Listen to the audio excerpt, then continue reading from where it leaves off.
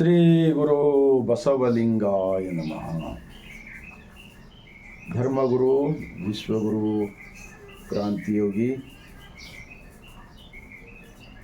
ಮಹಾತ್ಮ ಬಸವಣ್ಣನವರನ್ನು, ವಿಶ್ವಜ್ಯೋತಿ ವೀರ ವೈರಾಗ್ಯ ನಿಧಿ ಅಕ್ಕ ಮಹಾದೇವಿರವರನ್ನು, ಸಕಲ ಶಿವಶರಣರನ್ನು ಎನ್ನ ಹೃದಯ ಮಂದಿರದಲ್ಲಿ ನಿಯುಕ್ತ 150 ಕೋಟಿ ಭಾರತೀಯರಿಗೆ ಶರಣರ ನಾಡು ಅನುಭವ ಮಂಟಪ ಬಸವ ಕಲ್ಯಾಣದ ಭೂಮಿಲಿಂದ ಬಾಗಿದ ತಲೆ ಮುಗಿದ ಕೈಲಿಂದ ಶರಣ. ಒಂದು ಅಕ್ಕ ಮಹಾದೇವಿರವರ ವಚನ. ಗಗನದ ಗುಂಪ ಚಂದ್ರಮ ಬಲ್ಲುದಲ್ಲದೆ, ಕಡೆಯಲ್ಲಿ ದಾಡುವ ಹದ್ದು ಬಲ್ಲುದೆ ಅಯ್ಯ. ನದಿಯ ಗುಂಪ ತಾವರೆ ಬಲ್ಲುದಲ್ಲದೆ, ಕಡೆಯಲ್ಲಿದ್ದ ಹೊನ್ನಾವರಿಕೆ ಬಲ್ಲುದೆ ಅಯ್ಯ. ಪುಷ್ಪದ ಪರಿಮಳವ ತುಂಬಿ ಬಲ್ಲುದಲ್ಲದೆ, ಕಡೆಯಲ್ಲಿದ್ದಾಡುವ ನೊರಜು ಬಲ್ಲುದೇ ಅಯ್ಯ. ಚನ್ನ ಮಲ್ಲಿಕಾರ್ಜುನಯ್ಯ ನಿಮ್ಮ ಶರಣರ ನಿಲವ ನೀವೇ ಬಲ್ಲಿರಲ್ಲದೆ, ಈ ಕೋಣನ ಮೇಲಣನ ಮೈಮೇಲಣ ಸೊಳ್ಳೆಗಳೆತ್ತ ಬಲ್ಲವಯ್ಯ. ಈ ಕೋಣನ ಮೈಮೇಲಣ ಸೊಳ್ಳೆಗಳೆತ್ತ ಬಲ್ಲವಯ್ಯ. ನೋಡಿದ್ರಾ, ಇಂತಹ ವಚನವನ್ನು ಅಕ್ಕ ಮಹಾದೇವಿ ಯಾಕೆ ಬರೆದಿದ್ದಾರೆ? ಈಗ ಕೋಣ, ಎಮ್ಮೆ ಮತ್ತು ಕೋಣ, ಎಮ್ಮೆಗೆ ಬಹಳಷ್ಟು ಗೌರವ ಕೊಡ್ತಾರೆ, ಅದೇ ಕೋಣ ಅಷ್ಟು ಇದು ಕೊಡೋದಿಲ್ಲ ಜನ. ಆ ಕೋಣ ಅದು ಸೊಕ್ಕಿನ ಕೋಣ ಇರುತ್ತದೆ, ಎಮ್ಮೆ ಹಾಲು ಕೊಡುತ್ತದೆ. ಆದರೆ ಕೋಣ ಇಲ್ಲದೆ ಎಮ್ಮೆ ಇಲ್ಲ, ಎಮ್ಮೆ ಇಲ್ಲದೆ ಕೋಣ ಇಲ್ಲ ಏನು. ಆದ್ದರಿಂದ ಅವುಗಳ ಮೇಲೆ ಅವು ಆ ಕಡೆ ಈ ಕಡೆ ಎಲ್ಲ ಕಡೆ ಓಡಾಡಿದ ಬಳಿಕ ನೀರಲ್ಲಿ ಕೆಸರಿನಲ್ಲಿ ಕೂಡ್ತವೆ, ಅಲ್ಲಿ ಕೂಡ್ತವೆ, ಮೇಲೆಲ್ಲ ಹೊಲಸು ಮಾಡ್ಕೊಂಡಿರ್ತಾವೆ. ಆವಾಗ ಅವುಗಳ ಮೇಲೆ ಸೊಳ್ಳೆಗಳು ಕೂಡ್ತವೆ ಕೋಣದ ಮೇಲೆ. ಆ ಸೊಳ್ಳೆಗಳಿಗೆ ಈ ಬ್ರಹ್ಮಾಂಡದ ಒಡೆಯ ಯಾರು ಎಂಬುದು ಗೊತ್ತಾಗುತ್ತಾ? ಆ ಸೊಳ್ಳೆಗಳು ಸಮಾಜಕ್ಕೆ ಕಂಟಕ, ಎಲ್ಲರ ಮೈಗೆ ಕಚ್ಚಿ ರೋಗ ತರುತ್ತವೆ. ಹಾಗೆಯೇ ಅಕ್ಕ ಮಹಾದೇವಿರವರ ಈ ವಚನ ಏನು ಹೇಳಿಕೊಡುತ್ತೆ ಅಂದರೆ, ಚನ್ನ ಮಲ್ಲಿಕಾರ್ಜುನಯ್ಯ ನಿಮ್ಮ ಶರಣರ ನಿಲವು ನೀವೇ ಬಲ್ಲಿರಲ್ಲದೆ, ಈ ಕೋಣನ ಮೇಲಣ ಸೊಳ್ಳೆಗಳೆತ್ತ ಬಲ್ಲರು. ಈ ವಚನವನ್ನು ನಾವು ಅರ್ಥ ಮಾಡಿಕೊಳ್ಳಬೇಕು. ಬಸವ ಕಲ್ಯಾಣವೆಂದರೆ ಜಗತ್ತಿನ ಕಲ್ಯಾಣ ಬಯಸುತ್ತದೆ. ಬಸವ ಕಲ್ಯಾಣವೆಂದರೆ ಸಮಾನತೆ ಬಯಸುತ್ತದೆ. ಬಸವ ಕಲ್ಯಾಣವೆಂದರೆ ದಯಾ ಬಯಸುತ್ತದೆ. ಬಸವ ಕಲ್ಯಾಣವೆಂದರೆ ಇನ್ನೊಬ್ಬರನ್ನ ಮೋಸ ಮಾಡಬೇಡ, ವಂಚನೆ ಮಾಡಬೇಡ, ಸುಳ್ಳು ಗೊಳ್ಳು ಪಳ್ಳು ಇನ್ನೊಬ್ಬರ ತಲೆಯಲ್ಲಿ ಅಜ್ಞಾನದ ಆಚರಣೆಗಳನ್ನ ಹಾಕಬೇಡ. ಆ ಕಾರಣಕ್ಕಾಗಿಯೇ ಬಸವ ಕಲ್ಯಾಣದ ಭೂಮಿನಿಂದ 1000 ಕಿಲೋಮೀಟರ್ ದೂರದಲ್ಲಿರ್ತಕ್ಕಂಥ ಉಡುತಡಿ, ಶಿವಮೊಗ್ಗ ಜಿಲ್ಲೆಯಿಂದ ಅವತ್ತಿನ ಕಾಲದಲ್ಲಿ ಯಾವುದೇ ಟ್ರೈನ್ ಆಗಲಿ, ಬಸ್ ಆಗಲಿ, ಯಾವುದೇ ವಾಹನ ಕೂಡ ಇರಲಿಲ್ಲ. ರಸ್ತೆಗಳು ಕೂಡ ಅಲ್ಲಿಂದ ಅಣ್ಣ ಬಸವಣ್ಣ ಅನುಭವ ಮಂಟಪಕ್ಕೆ ಬಂದು ಇಂತಹ ಒಂದು ಜ್ಞಾನ ಸಂಪತ್ತನ್ನು ಕೊಟ್ಟಿದ್ದಾರಲ್ಲ. ಈಗ ಬಸವ ಕಲ್ಯಾಣದ ಮುಖ್ಯ ದ್ವಾರ ರಾಷ್ಟ್ರೀಯ ಹೆದ್ದಾರಿಲಿಂದ 1.5 ಕಿಲೋಮೀಟರ್ದಲ್ಲಿ ಬಂದವರ ಓಣಿ ಇದೆ. ಆ ಬಂದವರ ಓಣಿಯಲ್ಲಿ ಇವತ್ತ ಸರ್ಕಾರದವರು ಸಾಂಸ್ಕೃತಿಕ ನಾಯಕವೆಂದು ಸರ್ಕಾರವೇ ಘೋಷಣೆ ಮಾಡಿದೆ. ಎಲ್ಲ ಸರ್ಕಾರಿ ಕಚೇರಿಗಳಲ್ಲಿ ಮಹಾತ್ಮ ಬಸವಣ್ಣನವರ ಭಾವಚಿತ್ರ ಹಾಕಲು ಆದೇಶ ಹೊರಡಿಸಿದೆ. ಯಾಕೆಂದರೆ ಬಸವಣ್ಣನವರು ಅರಿವೇ ಗುರು, ಕಾಯಕವೇ ಕೈಲಾಸವೆಂದು ಹೇಳಿದ್ದಾರೆ. ಜಾತಿ ರಹಿತ ಸಮಾಜವನ್ನು ಕಟ್ಟಿದ್ದಾರೆ. ಅಂತಹ ಅನುಭವ ಮಂಟಪಕ್ಕೆ ಅಕ್ಕ ಮಹಾದೇವಿಯವರು ಬಂದು ಸಾವಿರಾರು ವಚನಗಳನ್ನು ಬರೆದಿದ್ದಾರೆ. ಈ ಇಷ್ಟೊಂದು ವಚನಗಳನ್ನು ಬರೆಯಲಿಕ್ಕೆ ಯಾವ ಕಾರಣ, ಯಾಕೆ ಬರಿತಕ್ಕಂಥ ಪರಿಸ್ಥಿತಿ ನಿರ್ಮಾಣವಾಯಿತು? ಇದು ಇವತ್ತು ಭಾರತ ದೇಶದಲ್ಲಿರ್ತಕ್ಕಂಥ ಎಲ್ಲರೂ ಆತ್ಮ ಅವಲೋಕನ ಮಾಡಿಕೊಳ್ಳಬೇಕು. ಎಲ್ಲರೂ ಸಜ್ಜನ ವ್ಯಕ್ತಿ ಈ ಭೂಮಿ ಮೇಲೆ ಇದ್ದಿದ್ದೇ ಆದರೆ ಅನುಭವ ಮಂಟಪ ಯಾಕೆ ಸ್ಥಾಪನೆ ಮಾಡಿದರು ಮಹಾತ್ಮ ಬಸವಣ್ಣನವರು? ಅವರೊಬ್ಬ ಪ್ರಧಾನಮಂತ್ರಿ ಆಗಿದ್ದುಕೊಂಡು ಸುಮ್ಮನೆ ಇರಬೇಕಾಗಿತ್ತಲ್ಲ ಬಿಜ್ಜಳ ರಾಜಂದು. ಮತ್ತು ಬಿಜ್ಜಳ ರಾಜ ದೊಡ್ಡವರನ್ನು ಯಾರ ಹತ್ತಿರ ಹೋಗಿಲ್ಲ ಬಸವಣ್ಣವರು. ಕುರಿ ಕಾಯ್ತಕ್ಕಂಥವ್ರು, ದನ ಕಾಯ್ತಕ್ಕಂಥವ್ರು, ಒಕ್ಕಲಿಗರು, ಕಂಬರು, ಕುಂಬಾರು, ಹೂಗಾರು, ಬಡಿಗರು, ಅಬಿಗರ ಚೌಡಯ್ಯ, ಮಡಿವಾಳ ಮಾಚಯ್ಯ, ಮಾದಾರ್ ಚೆನ್ನಯ್ಯ ಎಲ್ಲ ಕೆಳವರ್ಗದವರ ಜೊತೆನೇ ಇದ್ದರು. ಇವತ್ತ ದಿನಾಂಕ 25ರಂದು ಏಕ್ ಲೋಟ ಜಲ್ ಸರ್ವ ಸಮಾನ್ಕ ಹಲ್, ಏನು ಸರ್ವ ಸಮಸ್ಯಕ ಹಲ್ ಅಂಥೇಳಿ ಒಂದು ಕಟೌಟ್ ಹಾಕಿ ನೋಡಿ ನಾ ಕಲ್ಯಾಣದಲ್ಲಿ. ಏಕ್ ಲೋಟ ಜಲ್ ಸರ್ವ ಸಮಸ್ಯಕ ಹಲ್. ಈ ಕಲ್ಯಾಣದ ಭೂಮಿ ಅದು ಬಂದವರ ಓಣಿಲಿಂದ ನೀರು ತೆಗೆದುಕೊಂಡು ಹೋದರೆ ಎಲ್ಲ ಸಮಸ್ಯೆಗಳು ಪರಿಹಾರವಾಗುತ್ತದೆ ಅಂತ ಹೇಳ್ತಾರಲ್ಲ. ಈ ಬೀಸುವ ಗಾಳಿ ಬೇರೆ ಬೇರೆ ಇದೆನಾ? ಇದರಲ್ಲಿಂದ ಯಾವ್ದು ಗಾಳಿ ತಗೋತ್ರಿ, ಯಾವ್ದು ಗಾಳಿ ಬಿಡ್ಲಕ್ಕಾಗ್ತದ? ಯೋಚನೆ ಮಾಡಿ ಸ್ವಲ್ಪ. ಸೂರ್ಯನ ಬೆಳಕು ಬರೀ ಭಾರತೀಯರಿಗಷ್ಟೇ ಇದೆನಾ? ಈ ಭೂಮಿ ಇಲ್ಲಿಂದ ಅಲ್ಲಿವರೆಗೆ ಮುಗಿತಂತ ಹೇಳಿಕ್ಕೆ ಆಗ್ತದ? ಜಗತ್ತು ತುಂಬ ಒಂದೇ ಒಂದು ಭೂಮಿ, ಒಂದೇ ಗಾಳಿ, ಒಂದೇ ಸೂರ್ಯ, ಒಂದೇ ಆಕಾಶ, ಒಂದೇ ಚಂದ್ರ. ಈ ಎಲ್ಲವನ್ನ ಒಳಗೊಂಡಿರ್ತಕ್ಕಂಥ ತತ್ವ ಲಿಂಗ ಆಯತ ಧರ್ಮ. ನಾನು ಯಾಕೆ ಹೇಳ್ತಾ ಇದ್ದೀನಿ ಅಂದರೆ ಪದೇ ಪದೇ ಬಸವ ಕಲ್ಯಾಣದ ಭೂಮಿಯ ಮೇಲೆ ಇಷ್ಟಲಿಂಗ ಕೊಟ್ಟಿದ್ದಾರೆ ನಮ್ಮ ಬಸವಣ್ಣನವರು. ಈ ಸ್ಥಾವರಗಳಿಗೆ ಧಿಕ್ಕರಿಸಿದ್ದಾರೆ. ಸ್ಥಾವರ ದೈವಕ್ಕೆ ಧಿಕ್ಕಾರ ಮಾಡಿ ಜಂಗಮಕ್ಕೆ ಅಳಿವಿಲ್ಲ. ಜಂಗಮ ಅಂದರೆ ಜೀವಗಳಲ್ಲಿ ದೇವರನ್ನು ಕಂಡ ಒಂದು ನಾಡು ಬಸವ ಕಲ್ಯಾಣ, ಬಸವ ಕಲ್ಯಾಣ, ಬಸವ ಕಲ್ಯಾಣ. ಆದ್ದರಿಂದ ಮುಗ್ಧ ಬಡವರಿಗೆ ಬಹಳಷ್ಟು ಸಮಸ್ಯೆಗಳಿವೆ. ಅವರನ್ನು ವಚನಗಳ ಮೂಲಕ ಶರಣರ ಸಂಘವನ್ನು ಮಾಡಿ ಜ್ಞಾನವನ್ನು ಕೊಡುವುದನ್ನು ಬಿಟ್ಟು ಏನೇನೋ ಒಂದರ ನಂತರ ಒಂದು ಮೂಢರೂಢಿ. ಕಾವಡ ಯಾತ್ರೆ ಅದು ಅದಕ್ಕೆ ಬಸವಣ್ಣವರು ಇಂಥವರನ್ನು ಕಂಡು ವಚನಗಳನ್ನು ಬರೆದಿದ್ದಾರೆ. ಬಿದಿರಿನ ಎಲೆ ಮೆಲಿದರೆ ಮೆಲಿದಂತೆ ಅಲ್ಲದೆ ರಸವ ಪಡೆಯಲು ಬಾರದು ನೋಡಯ್ಯ. ನೀರ ಕಡಿದರೆ ಕಡಿದಂತೆ ಅಲ್ಲದೆ ಬೆಣ್ಣೆಯ ಪಡೆಯಲು ಬಾರದು ನೋಡಯ್ಯ.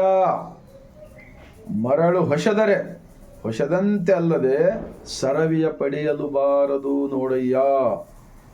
ಈ ನಮ್ಮ ಕೂಡಲ ಸಂಗಮ ದೇವಂಗಲ್ಲದೆ ಅನ್ಯ ದೈವಗಳಿಗೆ ಎರಗಿದರೆ ಹೊಳ್ಳು ಕೊಟ್ಟಿ ಮೈಯೆಲ್ಲ ಹೊಟ್ಟು ಮಾಡಿಕೊಂಡಂತೆ ಆಯಿತು ಇವರ ಗತಿ. ಇವೆಲ್ಲ ಹೊರಗಿನ ಅಜ್ಞಾನದ ಆಚರಣೆಗಳನ್ನು ಮುಗ್ಧ ಜನರ ತಲೆಯಲ್ಲಿ ಹಾಕುವುದು ಒಂದು ದೊಡ್ಡ ಅಪರಾಧ ಕೂಡ ಆಗುತ್ತದೆ. ಈ ಬಸವಣ್ಣನ ನಾಡು ಶರಣರ ನಾಡಿನ ವಚನಗಳ ಆಧಾರದ ಮೇಲೆ ನಾನು ಮಾತನಾಡುತ್ತಿದ್ದೇನೆ. ಅದು ಶರಣರ ಗವಿಗಳು. ಶರಣರಂದರೆ ಈ ಭೂಮಂಡಲದಲ್ಲಿ ಸುಮ್ಮಲ್ಲ ಅವರು, ಏನು ಎಲ್ಲ ಶಾಲೆ ಕಲಿಯಲಾರದವರನ್ನ, ಓದು ಬರಹ ಬರಲಾರದವರನ್ನ ಬಸವಣ್ಣನವರು ತಮ್ಮ ಎತ್ತರಕ್ಕೆ ತೆಗೆದುಕೊಂಡು ಹೋದರು. ಇವತ್ತ ಯಾವುದೋ ಕಡೆಯಿಂದ ಉತ್ತರ ಪ್ರದೇಶದ ಒಂದು ಪಾಖಂಡವಾದ ಅಂತಾರದು ಹಿಂದಿನ ಅಂಧವಿಶ್ವಾಸ, ಮೂಢ ರೂಢಿ ಬಸವಣ್ಣನ ನಾಡಿನಲ್ಲಿ ತಂದು ಹಾಕ್ತಕ್ಕಂಥದ್ದು ಯಾರು ಇದಕ್ಕೆ ಸಹಕಾರ ಮಾಡ್ತಿರಲ್ಲ, ಅದು ಶರಣರ ತತ್ವಕ್ಕೆ, ಬಸವ ಕಲ್ಯಾಣದ ಭೂಮಿಗೆ. ಅವತ್ತು ಶರಣರು ತ್ಯಾಗ ಬಲಿದಾನವನ್ನು ಮಾಡಿ ವಚನಗಳನ್ನು ಕೊಟ್ಟಿದ್ರಲ್ಲ, ಅವರ ವಿಚಾರ ಅವರು ನಿಮ್ಮೆಲ್ಲರ ಸಲುವಾಗಿ ಕೊಟ್ಟಿದ್ದಾರೆ. ನಮ್ಮ ಮುಂದಿನ ಯುವ ಪೀಳಿಗೆ ಮೂಢರೂಢಿಯ ಮೂಲಕ ಹಾಳಾಗಿ ಹೋಗುತ್ತಾರೆ.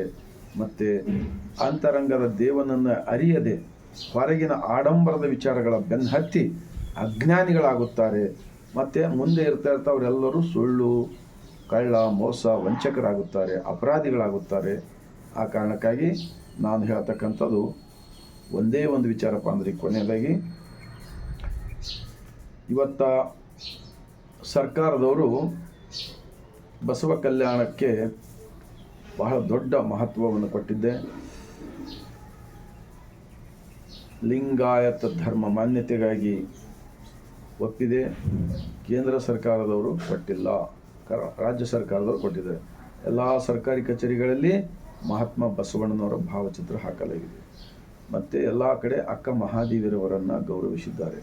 ಆ ಕಾರಣಕ್ಕಾಗಿ ಈ ಭೂಮಿಯ ಮೇಲೆ ಅನ್ಯಾಯ, ಅತ್ಯಾಚಾರ, ಅನೀತಿ, ಅಧರ್ಮ, ಜಾತಿ ಭೇದ ಭಾವ ಎಲ್ಲ ಸಮಸ್ಯೆಗಳು ಹೋಗಬೇಕಾದರೆ ನಮ್ಮ ಶರಣರ ಸ್ಥಳಗಳಲ್ಲಿ ಯಾವುದೇ ಮೌಢ್ಯ ಆಚರಣೆಗಳು ಏನು ಇಲ್ಲಿಂದ ನೀರೇ ಪವಿತ್ರವ ಅಂಥೇಳಿ, ಆದರೆ ನಮ್ಮ ಮನೆಯಲ್ಲಿ ದಿನನಿತ್ಯ ನಾವು ಕುಡಿತಕ್ಕಂಥ ನೀರು ಅಪವಿತ್ರವಿದೆನಾ?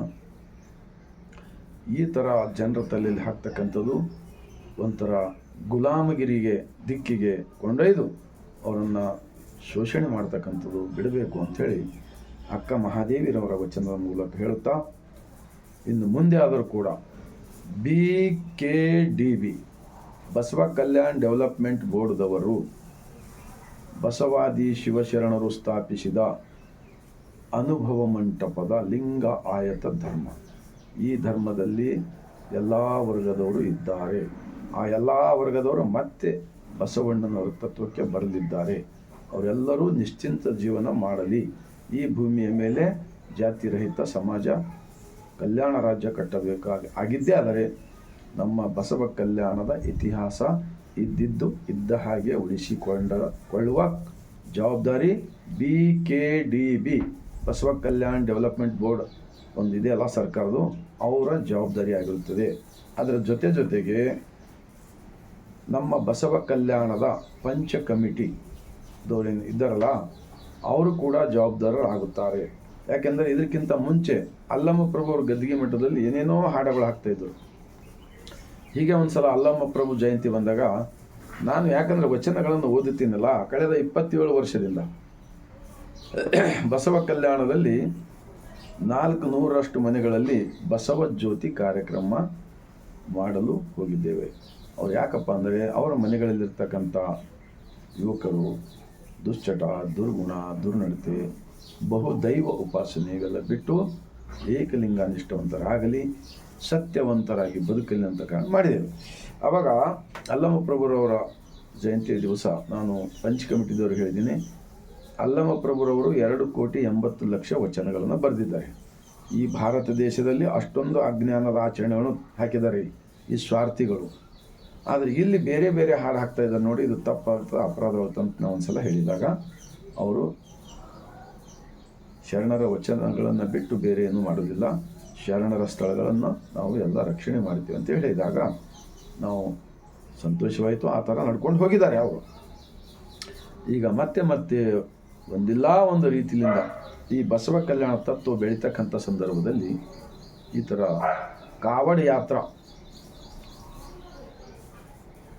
ಅಕ್ಕ ಮಹಾದೇವಿರವರ ಬಂದವರ ಓಣೆಯಲ್ಲಿಂದ ಏನು ಪ್ರಾರಂಭ ಮಾಡಿದಾರಲ್ಲ, ಇದು ಒಂದು ರೀತಿಯಲ್ಲಿ ಅಕ್ಕ ಮಹಾದೇವಿರವರಿಗೆ ಶರಣರ ವಿಚಾರಗಳಿಗೆ ಒಂಥರ ಅವರು ಸತ್ಯದ ವಚನಗಳನ್ನು ಹೇಳಿದ್ದಕ್ಕೆ ಇದು ಅಸತ್ಯದ ಮಾರ್ಗವನ್ನು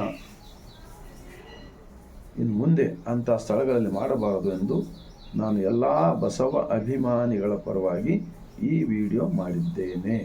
ಆದ್ದರಿಂದ ಅವ್ರು ಯಾರು ಕಾವಡ ಯಾತ್ರೆ ಮಾಡ್ತಾರಲ್ಲ, ಆ ಕಾವಡ ಯಾತ್ರೆ ಮಾಡ್ತಕ್ಕಂಥವರಲ್ಲಿ ಕೂಡ ನಾನು ವಿನಂತಿ ಮಾಡ್ಕೊಳ್ತೀನಿ, ಈ ವಚನದ ಗ್ರಂಥ ಇದರಲ್ಲಿ 2,500 ವಚನಗಳಿವೆ. ಬಂದವರ ಓಣಿಲಿಂದ ಹಣೆಯ ಮೇಲೆ ವಿಭೂತಿ, ಕೊರಳಲ್ಲಿ ಇಷ್ಟಲಿಂಗ ರುದ್ರಾಕ್ಷಿ ಧರಿಸಿ ಅಕ್ಕ ಮಹಾದೇವಿರವರ ವಚನಗಳನ್ನು ಪಠಣ ಮಾಡುತ್ತಾ ಬಸವ ಕಲ್ಯಾಣದ ಮುಖ್ಯ ರಸ್ತೆಯಲ್ಲಿ ಬಂದವರ ಓಣಿಲಿಂದ ಕಿಲ್ಲಾವರೆಗೆ ಮಾಡಬೇಕು. ಆವಾಗ ಈ ಬಸವ ಕಲ್ಯಾಣ ಅಂತಕ್ಕಂಥದ್ದು ಭೂಮಿ ಎಂತಹ ಒಂದು ಪವಿತ್ರ ಇದೆಯಲ್ಲ, ಇಲ್ಲಿ ವೈಚಾರಿಕ ವಿಜ್ಞಾನದ ವಚನಗಳಿವೆಯಲ್ಲ, ಇದು ಜಗತ್ತಿಗೆ ತಲುಪುವ ಕಾರ್ಯ ಅಂಥವ್ರು ಮಾಡಬೇಕಲ್ಲ. ಇನ್ನು ಮುಂದೆ ಅದನ್ನು ಮಾಡಲಿ ಅಂಥೇಳಿ ನಾನು ವಿನಂತಿಸ್ಕೊಳ್ತಾ ಈ ವಚನ ಗ್ರಂಥವನ್ನು ನಾನು ತಲೆಯ ಮೇಲೆ ಇಟ್ಕೊಳ್ತಿದ್ದೇನಿಲ್ಲ, ಈ ಥರ ನೀವು ಕೂಡ ತಲೆಯ ಮೇಲೆ ಇಟ್ಕೊಂಡಾಗ ಈ ವಚನಗಳು ನಮ್ಮ ತಲೆಯಲ್ಲಿ ಹೋದಾಗ ನಾವು ಎಲ್ಲರ ಜೊತೆ ಪ್ರೀತಿ ವಿಶ್ವಾಸದಿಂದ ಬದುಕಲು ಬರುತ್ತದೆ. ನುಡಿದರೆ ಮುತ್ತಿನ ಹಾರದಂತಿರಬೇಕು. ಇಂಥ ವಚನಗಳನ್ನು ಯಾರಾದರೂ ಹೇಳಿದಾರ ಈ ಹಿಂದೆ? ಉಳ್ಳವರು ಶಿವಾಲಯ ಮಾಡುವರು.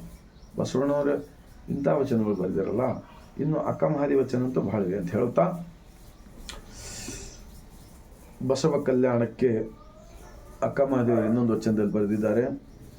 ಈ ಅಂದು 12ನೇ ಶತಮಾನದಲ್ಲಿ ಈ ಬಸವ ಕಲ್ಯಾಣದಲ್ಲಿ ಕಾಲಿಡತಕ್ಕಂಥ ಮುಂಚೆ ತನ್ನ ಒಳಗೆ ಇರ್ತಕ್ಕಂಥ ಎಲ್ಲ ಅಜ್ಞಾನದ ಆಚರಣೆಗಳು, ಸ್ವಾರ್ಥ, ಕೆಟ್ಟ ವಿಚಾರಗಳನ್ನು ಅಲ್ಲಿ ಹೊರಗೆ ಭೇಟಿ ಕಲ್ಯಾಣದಲ್ಲಿ ಪಾದ ಇಡಬೇಕಾಗಿತ್ತಂತ ಅವಾಗ ಇಲ್ಲಿ ಬರ್ತಕ್ಕಂಥವ್ರು. ಅಂಥ ಶುದ್ಧ ಸ್ವಚ್ಛ ಮನಸ್ಸನ್ನು ಇಟ್ಕೊಂಡು ವೈಚಾರಿಕ, ವೈಜ್ಞಾನಿಕ, ವಿಜ್ಞಾನದ ವಿಚಾರಗಳನ್ನು ಕೇಳುವ ಸಲುವಾಗಿ ಬರ್ತಾ ಇದ್ರಂತ. ಈಗ ಉಲ್ಟಾ ತಂದು ಬಸವಣ್ಣನ ಭೂಮಿ ಮೇಲೆ ಕಸ, ಅಜ್ಞಾನದ ಕಸ ಹಾಕ್ತೀರಿ ಅಂತಂದ್ರೆ ಇದು ನಿಮ್ಮ ಆತ್ಮಕ್ಕೆ ಒಪ್ತದಾ ಹೇಳಿ ನೋಡೋಣ. ನಾನು ವಚನಗಳ ಆಧಾರದ ಮೇಲೆ ಮಾತಾಡುತ್ತಾ ಈಗ ಮುಂದಾದರೂ ಇಂಥ ಕಾರ್ಯಗಳು ನಡೆಯಲಾರದಂತೆ ಸಂಬಂಧಪಟ್ಟವರು ಇದಕ್ಕೆ ನೋಡಿಕೊಳ್ಬೇಕಂಥೇಳಿ. ಯಾಕೆಂದರೆ ಜಗತ್ತಿನ ಜನ ಬಸವ ಕಲ್ಯಾಣಕ್ಕೆ ಬರಬೇಕಲ್ಲ. ನಮ್ಮ ಬಸವ ಕಲ್ಯಾಣ ಅಂದರೆ ಜಗತ್ತಕ್ಕೆ ಕೀರ್ತಿ ಹೋಗ್ಬೇಕಲ್ಲ. ಇಲ್ಲೇ ಅಜ್ಞಾನದ ಕಸ ಹಾಕೊಂಡು ಕುಂತಿ ಅಂದ್ರೆ ಬೇರೆ ಜನಗಳು ಹೇಗೆ ಬರ್ತಾರೆ ಹೇಳಿ ನೋಡೋಣ. ಯಾರಾದರೂ ವಿಚಾರ ಮಾಡಿ.